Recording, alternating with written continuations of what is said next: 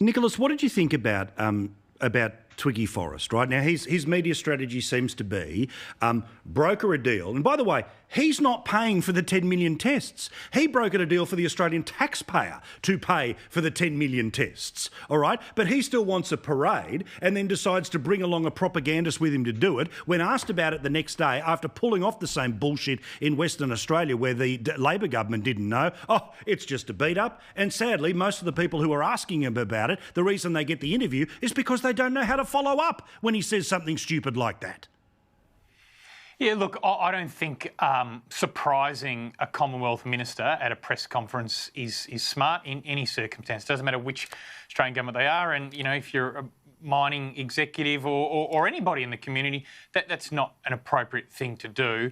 But there's a much bigger issue at play here, Paul, and that is how the federal government, in this case led by the Prime Minister, Marise Payne, the Foreign Minister, and Peter Dutton, have managed the last week and relations with China. And I think it needs to be said that when it comes to conducting foreign policy, when it comes to managing relations with a country like China, a country of which we earn 40% of our trade income from, you need to be strategic and you need to be smart. And I think the handling of that relationship over the last week by Australia has been appalling and monumentally. So you don't think we should have an inquiry? No, of course I do. Of course I do. Of course there needs to be. Of course there needs to be an inquiry. What's gone too far? 230,000 people have died around the world. The global economy has been. Of course there needs to be an inquiry. But let's just, you know, we're all clever people on this program, okay? Sure. Let's just have a look. So of course there has to be an inquiry, but let's have a look at how it's played out, okay? The Chinese are never going to accept a foreign inquiry into what happened in Wuhan. I mean, the idea of Australian officers traipsing around the wet markets of Wuhan is ludicrous. In the same way as we wouldn't accept Chinese officials coming to Australia to make investigations of our conduct. So you would disband the IAEA right? If they were going to go around and look for nuclear weapons anywhere? You think it's fine for them to come here and buy up all our farms? So look at what Australia has done. So the Prime Minister went out there calling for an international inquiry, and then the day after, painful day, there was deathly silence from the other nations of the world. So they hadn't done their homework. They hadn't lined up other countries, and there was Australia swinging in the breeze with our most important trading partner for day after day. Now, Mark McGowan is right when he talks about... Where are we today? The Americans have said they're all in on us. Macron is all in on us. Well, I don't think they were saying they're all in. I think, of course, there needs to be an inquiry, but Bronwyn, they weren't talking about... clean this up, because I've got to go to a break. So help me, Nicholas. I really think that you can be a nice bloke, but you can be so stupid when you come out and support the Chinese propaganda. It is embarrassing. Now, I've said to you before... You're playing to the peanut gallery, Bronwyn. I'm saying, of course, there needs to be an inquiry. Just like an alcoholic can give up alcoholism.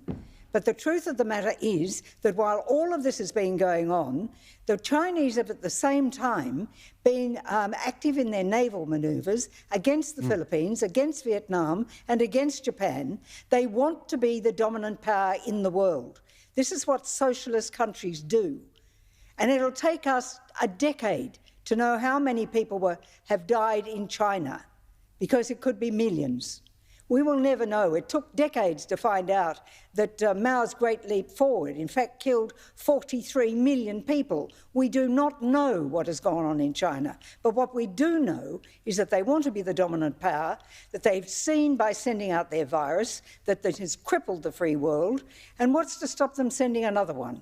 We have to be prepared to how we're going to deal with protecting our nation.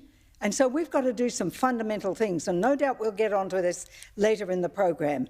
But if we think we can go back to the old way we were before, where we are totally dependent on China for an income, and so people can get rich, and we don't have to take into account that we have to diversify, just as we had to do back in the 60s, then we will be a nation which has dishonoured the Anzacs of every war that is every person in the Defence Force who has worn our national uniform. All right. And that is a whole lot of red herrings there, Bronwyn. There's a whole flock of red herrings there. It's truth about being a national, somebody proud of my nation.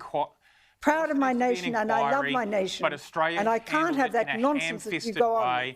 And left us looking isolated. So you think, okay, in world diplomacy, who had the more ham-fisted week? Australia or China threatening our economy for displeasing them? Nicholas? China's modus operandi. No. Which? You got to pick. You got to pick.